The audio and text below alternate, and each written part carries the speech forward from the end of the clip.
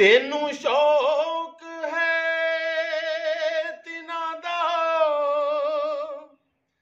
ਭਾਗ ਭਰੀਏ,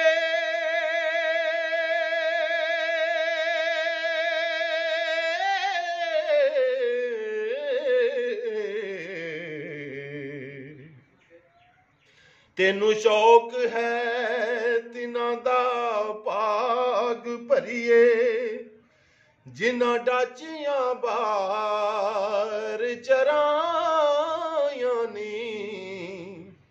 ਵਾਰਸ ਸ਼ਾਹ ਸਦਾਈ ਜਿਉਂਦੇ ਨੀ, ਜਿਨ੍ਹਾਂ ਕੀਤੀਆਂ ਨੇਕ ਕਮਾਈਆਂ ਨੀ।